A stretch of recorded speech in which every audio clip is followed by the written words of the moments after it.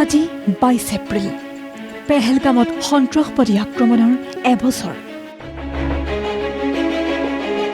বিগত বৰ্ষৰ ঠিক আজিৰ অৰ্থাৎ এই 22 এপ্ৰিলৰ ফৰকাল দিনটোতেই অইন দিনাৰ দৰে কাশ্মীৰৰ পেহেলগামৰ সুন্দৰ বৈচাৰণ উপত্যকাত মনৰ আনন্দত বিচৰণ কৰিছিল বুজন সংখ্যক দেশীয় পৰ্যটকে। অধিকাংশই গৈছিল একোটা পৰিয়ালৰ ৰূপত। কোনেও ভবা নাছিল যে সেই দিনটোতেই তেওঁলোকৰে একাংশৰ জীৱনলৈ নামি আহিব কাল অমানিশা।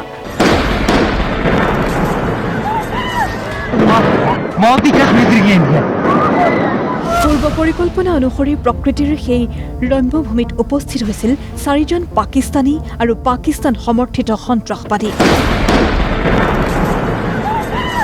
এফালৰ পৰা পৰিচয় সুধি সুধি গুলীয়াই গৈছিল পুৰুষ পৰ্যটকসকলক।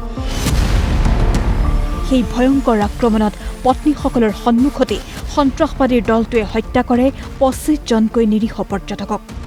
এবছৰৰ পিছতো সেই শোক পাহৰিব পৰা নাই নিহতসকলৰ পৰিয়ালবৰ্গই। সেইদিনা নিহত বিনয় নৰৱালৰ পিতৃয়ে উক্ত ঘটনাৰ কথা সোঁৱৰি ক'লে, পূৰ্বৰ দৰে আৰু হৈ নাথাকিল আমাৰ জীৱন। एक साल कल हो जाएगा। वो लम्हा मुझे याद है कि मैं सो रहा था और तब मुझे ये बुरी खबर मिली। अचानक ही जैसे जग प्रलय होती है ऐसे हो गया मेरे साथ। उससे पहले की लाइफ कैसी मतलब सुकून भरी और निश्चिंत थी और स्मूथली मतलब सब था। भगवान का कृपा से हम अच्छे स्वास्थ्य के साथ सभी पूरे परिवार वाले आराम से रह रहे थे, अपना जीवन यापन कर रहे थे। बट जैसे वो इतनी बुरी खबर सुनी है उसके बाद तो जीवन जीवन ही नहीं रहा सही मायने में। উক্ত দিনা পাকিস্তানী সন্ত্ৰাসবাদীয়ে ধৰ্ম পৰিচয় সুধি সুধি হত্যা কৰিছিল। এই কথা অভাৱনীয় ক'লে আন এগৰাকী নিহত শুভম দ্বিবেদীৰ পত্নীয়ে। उस दिन की घटना के बारे में मुझे नहीं लगता कि किसी को कुछ नहीं पता है, सबको सब कुछ पता है, लेकिन फिर भी ये बताना भी बहुत ज़रूरी है कि उस दिन जो हुआ था, जो हिंदू जेनोसाइड हुआ था, हिंदू हो मुसलमान हो तो कलमा पढ़ो ये बोल के 26 लोगों को मार दिया गया था। वो बहुत ज़्यादा ही अभी तक का मुझे नहीं लगता ऐसा कोई टेरर अटैक हुआ है जिसमें एक धर्म को टारगेट करके एक धर्म के लोगों को उनकी वाइफ को छोड़ के हस्बैंड्स को उनके सामने मारा गया।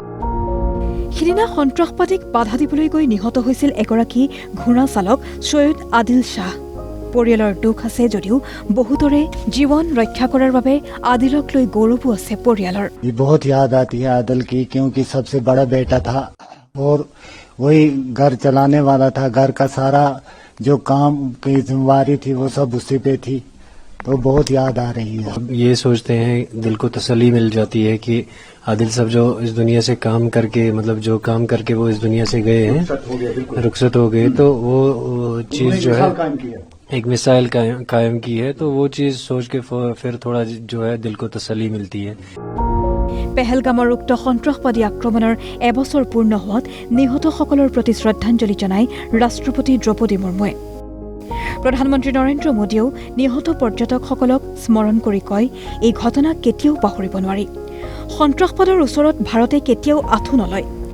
সন্ত্ৰাসবাদে সৃষ্টি কৰা এনে পৰিস্থিতিৰ সময়ত ভাৰতৰ কাষত থিয় দিছে ইজৰাইল। নতুন দিল্লীত থকা ইজৰাইলী ৰাষ্ট্ৰদূত ৰিউপেন আজাৰে দোহাৰে এই প্ৰতিশ্ৰুতি। Today, India marks 1 year since the barbaric terror attack in Pahalgam, Kashmir, where 26 innocent lives were lost. On behalf of Israel, I extend our deepest condolences to the families of the victims and to the people of India. For us in Israel, this pain is deeply familiar. On October 7th, we witnessed similar brutality against our own people. These tragedies reminds us that terror has no borders. 2025 বৰ্ষৰ 22 এপ্ৰিলৰ পেহেলগাম আক্ৰমণৰ প্ৰতিক্ৰিয়াতেই ভাৰতে পাকিস্তানৰ বিৰুদ্ধে চলাইছিল operation সিন্দুৰ। বুধবাৰে সেই operation সিন্দুৰ সম্পৰ্কতে এক বিশেষ প্ৰদৰ্শনীমূলক অনুষ্ঠানৰো আয়োজন কৰে ভাৰতীয় সেনাই, য'ত উপস্থিত থাকে শতাধিক ছাত্ৰ ছাত্ৰী। আনহাতে গুজৰাটৰ ভুজ উপকূলত এক বিশেষ নৌযুদ্ধ বা অভিযানৰ অনুশীলন কৰে ভাৰতীয় সেনাই। পাকিস্তানলৈ এক শক্তিশালী সতৰ্কবাণী প্ৰেৰণ কৰি ভাৰতীয় সেনাই কৰে এই সামৰিক অনুশীলন। জল আৰু স্থলত ভাৰতীয় সেনাই কিদৰে অত্যাধুনিক যুদ্ধ আহিলা ব্যৱহাৰ কৰে সেয়াও প্ৰদৰ্শন কৰে।